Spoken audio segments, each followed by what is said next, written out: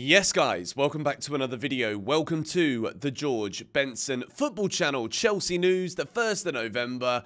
We're still 2 months away from the opening of the transfer window. Today, I've got a mixture of stuff to throw in your direction. Some of it is straight up hilarious. Some of it also, you look at and you're like, well, I don't really think there's anything tangible here. I will say this now at the start of this video. I think when it comes to the journalists that you trust, obviously, the top journalists at this stage of the season, they're not going to be talking about things. So everything that you hear in a news video right now, unless clubs are working on deals so that when the windows open, these can actually just go through and not drag on until the end of January and then not happen. Or not drag on next summer and then just not happen because, as we've seen with various other transfer stories, case in point, Osimhen to Chelsea in the summer. Everybody is kind of trying to play chess with one another as if to say, well, if you do that, we're going to do this. And then at the end of it, Osimhen is left with a loan move to Galatasaray that wasn't on anybody's 2024 bingo card. And realistically, as much as he seems happy there, I still think overall, a lot of transfer work gets done when the window isn't open, especially the deals that actually just go through because the manager wants him, a club wants him, fit straight in. The best way to get transfer business done is to do it early. And in this video, we're going to talk about the news about Tchouaméni at Real Madrid, a player that Chelsea wanted, and apparently Ancelotti wants Enzo Fernandez. And I know what you're going to say. You're already typing out saying, Benson, you don't like Fernandez. Of course you're going to want this. I'm going to talk about it today, all right? Give me a chance. Give me a minute. But we first of all begin. Chelsea sensation Josh Achampong is still likely to agree a new deal with the club despite the recent conflict over his contract situation. When you look at the situation that we had on Wednesday night in Newcastle, you look at the disaster that was the performance of Axel Disasi, and you look at Achampong and you're like, well, if we're going to throw away the Carabao Cup, if we don't care about it, that would have been the perfect opportunity to say to Josh, look, go out there, show us what you can do. And then I think it would have answered a lot of questions. If Josh Achampong gets ran ragged by an Isak or an Anthony Gordon, which is a highly plausible thought, then at least it vindicates any decision that Chelsea would have to pick a more senior player over him. At the same time, I think Achampong is of a level right now where Chelsea should be looking to lock him down. If you look at the minute about the way that Maresca is scattering the positional play of various different fullbacks at the club, James, Gusto, Cucurella, I wouldn't say that any position, be it right back or left back, is absolutely nailed on secure. So I think when you've got a player of that level of ability, you absolutely need to try and lock him down. Let's see where it goes. The next piece of news that we're going to discuss here is some comments from Koulibaly on Nicholas Jackson. Nicholas Jackson has the talent to win the Ballon d'Or. He has a good attitude, he has a good personality, which is important in a club like Chelsea, where the demand is really high. I mean, in terms of like praise, obviously if you're an international teammate, you're going to praise your teammates very highly indeed. To say that Nicholas Jackson can win a Ballon d'Or, I'm just going to put it out there right now. I have not seen enough yet to say, yeah, you could actually be the best player in the world.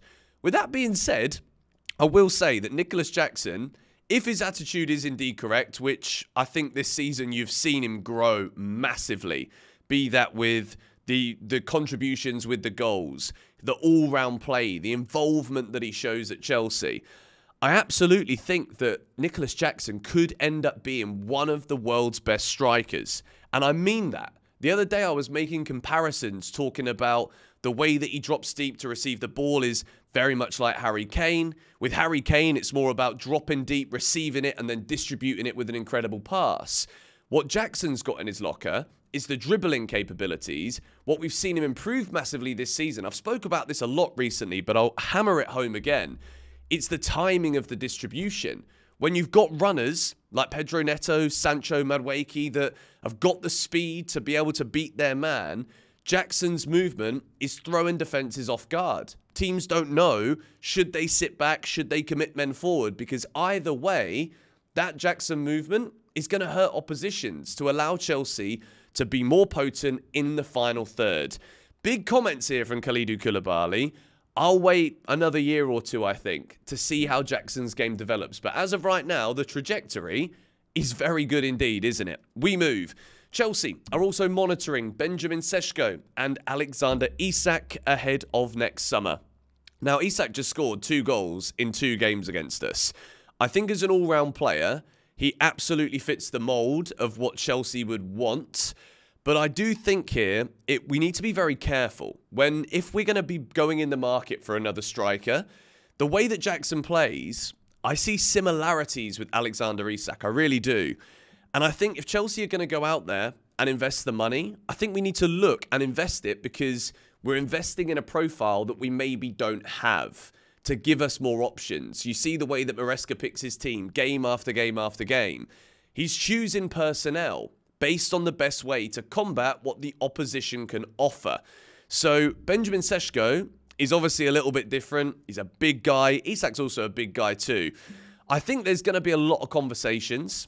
And I think a lot of how important this is for Chelsea will absolutely depend on what happens with Christopher Nkunku. I think we saw on Wednesday night, right now, Jackson absolutely is ahead of Nkunku. At the start of the season, in terms of how many people would have agreed with that statement, I think it would have been closer to 50-50, to be quite honest. But Jackson's been delivering. Jackson's clearly improving. The combination with Cole Palmer, you can't not have that on the field. It fruits too many goals, too many assists for both players. It's fantastic. So I think the movement that Chelsea have now, when it comes to looking at another striker, be it Sesko, be it Alexander Isak, we've got to talk Victor Gyökeres as well, who I think now that Ruben Amorim to Man United is pretty much announced and done, probably is by the time you watch this video, I think he ends up there. The price that we're talking about for Gyökeres is like 50 to 60 million quid. For a man that just scores goals for fun. I think you can say goodbye to that. I think maybe Arsenal wanted him as well. Great player that would be for Arsenal. But I think Gyökeres will join Amorim at Manchester United. Probably not in January, but definitely next summer when Sporting will be listening to those kind of offers. Now, we've got to talk here about this. And I'm going to say this straight away. The source that this comes from is arguably one of the worst sources that there is when it comes to transfer rumours and story breaking in football. Fischer, I think is the way you say it, probably butchered that pronunciation. They're a Spanish news outlet. They quite often fuel a lot of fire. They like to look at clubs like Chelsea that spend a lot of money.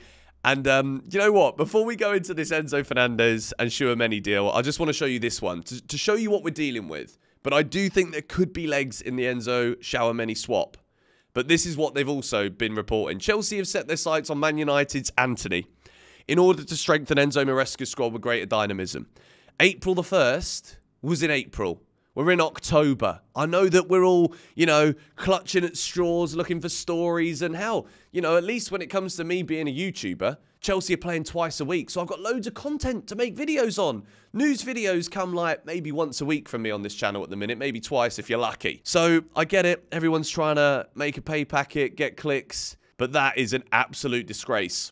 Chelsea will not be going for Antony. I can assure you of it. But when it comes to Real Madrid's position right now with Aurélien Tchouaméni, it's not quite working. His form has declined at Real Madrid. And the thing about Real Madrid is, if your form starts to go down, with the amount of Galactico players that they've got again now, and they do, long gone are the years of like your Zidanes, your Beckhams, your Figos, your Ronaldos. That was what Galacticos were seen to be. They would bring in the best all the time. Michael Owen, when he was at his best, didn't quite go the way that they wanted to. But with Real Madrid, there's no time to have a decline in form. You're just going to get sold, and they'll get the next best thing. And as much as if you look at Enzo Fernandez's form right now, which again, there's been news that's dropped about Enzo, and to add context into this, we should discuss it. Enzo, apparently, this is all, again, I'm not 100% convinced on this, but apparently Enzo is filing for divorce with his wife. They've got kids and everything. The reasons for it are not really important. That's just purely like gossip mill stuff. I don't want to discuss it. But if Enzo might be going through a potential divorce, that would explain why the form hasn't been great. But that being said, I do think in terms of the bigger picture of his time at Chelsea, it's still not been great either. And I understand it, right? People have got their favourites. People come at me because I go at Enzo Fernandez. To explain everything about this from my side, I just expect a lot more from him. That is fundamentally what I've been trying to get at. When I watch him play, I see him give the ball away a lot. I see him on the ball a lot, which increases the probability that you give it away a lot. I get that. You've got to be a really good player to be on the ball as much as he can be sometimes in the Premier League. I've never doubted whether he's a good player. I just do question and have questioned from day one if Enzo Fernandez suits the Premier League. And I'm not entirely sure he does. I think in Spain, it could make a lot more sense for him. I think the pace of the game isn't necessarily there with that physical nature of what the pace has in the Premier League. The Premier League, it's fast-paced, high-octane action, and you get clattered. You've got midfields that are huge, that are going to overrun you. And I think maybe in Spain, particularly, when you look at Argentina, right? And let's compare Enzo for Argentina to Chelsea. He's got a specific role. He fits within the side very well. And it is a role that makes sense in accordance to who is playing around him. At Chelsea right now, the reality is Caicedo and Lavia makes more sense. So you've got a player that's worth 100 million quid who's got a lot of stuff going on off the field. You've got a lot of stuff going on off the field, but you're not playing on the field. To me, as much as this is coming from a dodgy source, there's a lot of it that makes sense if you can look forward. If you can look beyond the fact it's November the 1st. And if you anticipate Lavia and Caicedo's partnership to keep building, to keep thriving, touch wood, they both stay fit. I certainly think Enzo Fernandez exiting Chelsea is something that could be on the cards, maybe sooner than any of us would have wanted or anticipated. Tchouaméni, I've got a lot of question marks, having seen what he's done at Real Madrid, seeing that decline. I just wonder if a move to the Premier League would suit him as well. So as much as, you know, I think Enzo to Real Madrid, if Ancelotti wants him, and Enzo's looking at game time at Chelsea, like, you go to Real Madrid.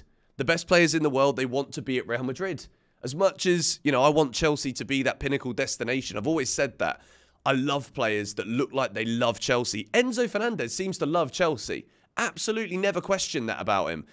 But I do see a world in the future where Real Madrid could come knocking. And if Enzo is not the main big part player that he wants to be or expected to be, then unfortunately, this is football. You can't hold on to the affinity to one player. It's about the club. It's about the team.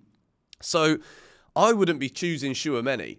If I had to try and strike a deal with Real Madrid, but because we spent so much on Enzo, probably not going to get all of the money we got for him. We're absolutely not getting 100 million. But I would be saying, well, I don't know. Valverde, hello. Rodrigo, hello. Vinny Jr., do you still not like Spain? We don't need wingers, but you know what I mean? Tchouaméni wouldn't be my first choice.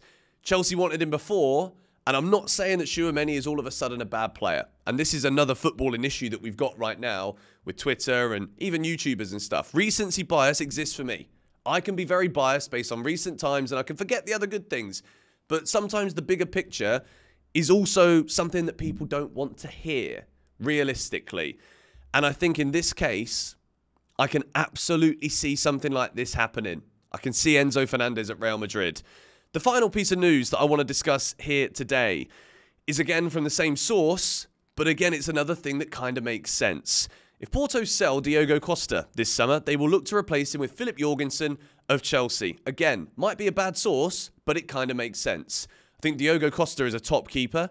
I still don't think he is like at the top level in terms of like your Alissons, your Edisons, your Emi Martinez's. Don't think he's on that level, but I think he's a really good keeper. And I think he'd do really well at Chelsea. And right now, there's a problem. The goalkeeping position. We got tons of them. But none of them are ready for where I think Chelsea could be right now. I think we could be higher in the league. I think we could actually compete for things if this goalkeeping position is something that we can solve. If we had a top keeper right now, I'm not just going to be saying, I think we can compete for top 4. I might be saying, let's look at, you know, chasing Arsenal, City, Liverpool down. Let's make that gap really close and maybe put ourselves in a title race. Diogo Costa is the kind of name that some people might not like. I personally really like this. And I think with Jorgensen as well, I think he came in expecting to be ahead of Sanchez. You would think that. Sanchez hasn't done anything to suggest he'd be Chelsea's #1. Petrovic was there last year and now he's at Strasbourg. It's a bit crazy, the Chelsea goalkeeping situation. So As much as we're sourcing here from pretty bad sources, it strikes a conversation, and I would love to hear your thoughts on it all in the comments down below. Tomorrow is Saturday. Chelsea don't play tomorrow, we play on Sunday. So your preview for Man United versus Chelsea, which is without question the biggest game of the season so far. There's so much on this game. Going to do my best to deliver the best match preview that I've done this season for that game tomorrow. So stay tuned, subscribe if you are new, and I'll see you guys tomorrow. Come on, you Blues.